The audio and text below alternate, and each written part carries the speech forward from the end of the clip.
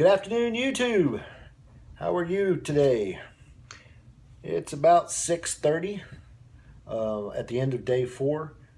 Today was eventful and somewhat long. At least it felt long, but we didn't really cover all that many topics. Um, it started as normal. Got up, went to breakfast at 6:30, which was breakfast burritos along with fruit and juice, which was a nice change of pace. They were really, really thick, but the size of a 20-ounce drink bottle. Um, then after breakfast, we got to our classes and we started off actually doing our official logbooks. Start off. Um, I'm not really sure why they waited until day 4 to start logbooks. Maybe because newer students don't even have an idea how to start them yet. Even though experienced drivers do, they probably wait till today to start them all, so everybody's kind of on the same page. So we started our logbooks backdated to Sunday to make sure everything was covered and legal. Once that was done, we did a video on texting and driving, and that video is kind of an older video. I think it was shot in like 2005 or 2006, and it was based on a texting and driving fatality accident in Utah back then, where a kid was killed 2 people because he was texting and driving. That video is called 1085 Echo, and I actually believe you can find it on YouTube. And it's not a bad watch, but once we watched that video, of course, we got the policy on texting and driving. Don't do it. Big surprise. And did an evaluation, and then did our sign-offs on it. Once that was all done, we had a short little break, and then they put both the classes together, the new students and the experienced drivers, and we went through the benefits orientation from the HR department. The benefits orientation was actually kind of very informative. They discussed all of the available benefits that Maverick has for drivers, and when eligibility starts, when open enrollment is, things like that. One thing to note, that when you come here, you're not eligible to actually start your benefits until 60 days after the beginning of the next month following your hire. So, for example, I started on April 3rd. That was my start date with Maverick. I'm not eligible to start my benefits till July 1st. That's 60 days after the first of the month, first day of the first month following my hire. So it's actually almost 90 days. For a lot of people who are coming that don't have coverage at all or lost their coverage when they left their previous job, that's going to be kind of tough. For me, the company that I'm leaving, they pay their insurance well in advance. So I will get insurance coverage to almost July 30th. And so, I mean, June 30th. So I'll be covered at least till then. Not that it's that big of a deal, because I have my insurance only on me. I don't carry my family. My wife carries everybody else except for me because of costs. Just a brief rundown. They have all the normal insurance benefits: health, dental, vision, and a healthcare plan and a healthcare savings plan. I didn't take.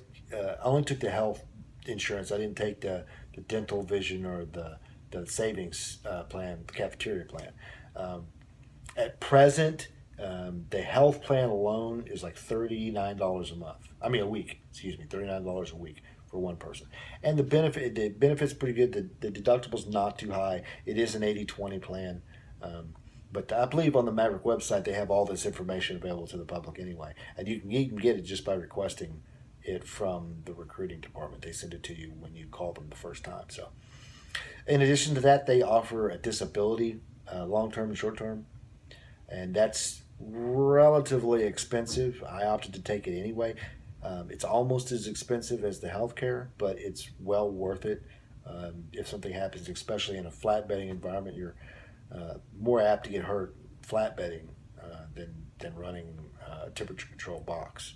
So, in addition, Maverick provides life insurance to you. It's $15,000. They pay for it out of their own pocket, and on top of that, they carry a $15,000 accidental death policy on you, which they pay for, which is very, very nice. All you have to do is just select your beneficiaries. Um, then beyond that, they have a supplemental voluntary life policy, which you can purchase for yourself. It's up to $150,000, and you can purchase it for your children or your spouse.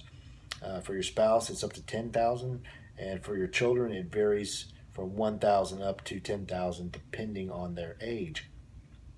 You can also get supplemental insurance for that, which is accidental death and dismemberment, which is really not that expensive. It's actually $1, I think. I think for the the $150,000 policy plus the AD&D that I got for myself is like $6 a month, and that's a monthly charge. And that AD&D will double your life insurance policy if you're killed in an accident or you're dismembered. And the dismemberment, they pay you based on what you lose. So if you lose an arm, they'll pay for your arm. They may not pay for the prosthetic, but they'll compensate you for losing your arm. Lastly, they also carry a cancer policy, which is rather interesting. It's becoming a more and more common kind of policy you can get through insurance. Basically, it pays you if you get cancer, and then pays you to offset the cost of treatment, such as radiation, chemotherapy, drugs, things like that. It's not going to cover the whole bill, but that's what your health insurance is for. So really, it's kind of a supplemental policy to help your health insurance. And it wasn't too bad. It was only like, I don't remember, $4 or something. I don't remember exactly what it was per month. So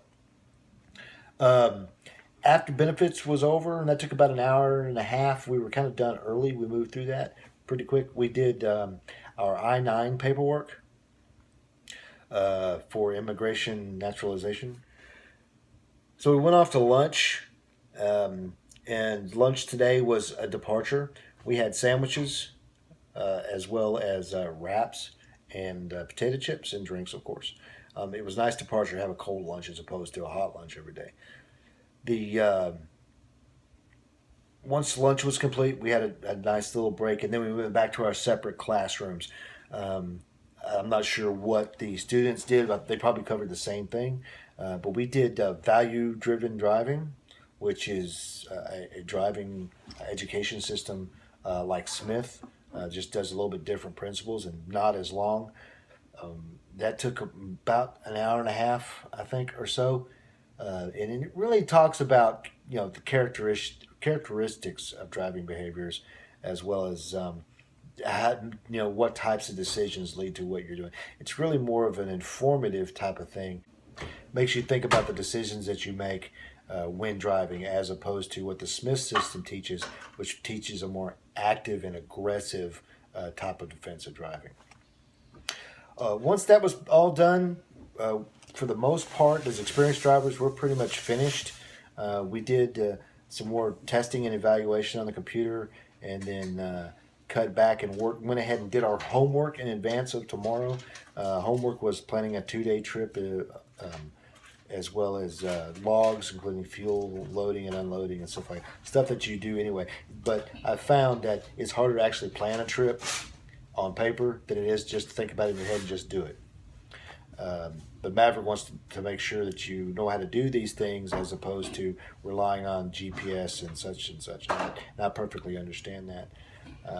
After that was done, they went ahead and issued us our PPE, hard hats, gloves, wrist and sleeve protectors, and vests, because tomorrow afternoon we're supposed to start our securement training. So for the most part, we're all done. They got some things planned for us tomorrow as well, including a tour of corporate and a few other things. So it should be an eventful day tomorrow. It's also my understanding that tomorrow we're supposed to move out of the wonderful and glorious Maverick Hotel and move over to the off-site hotel, which they call the Galloway Inn. Whether that actually happens or not, I'm not really sure. An update on the number of people. Like I said previously, we started with 31.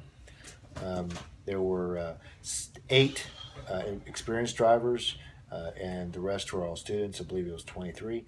We're down to 19 out of the 31.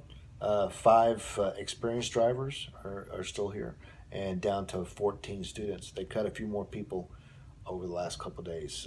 I believe most of them due to medical, and I do believe one or two were cut because they just weren't hacking it with the coursework. So that's pretty much it. Short video today. I'd rather keep them short and informative than make them too long. So if you have any questions, please post them in the comments below or email me or post them on TTR. Until then, go ahead and subscribe and follow me. And until tomorrow, keep the shiny side up and 73s.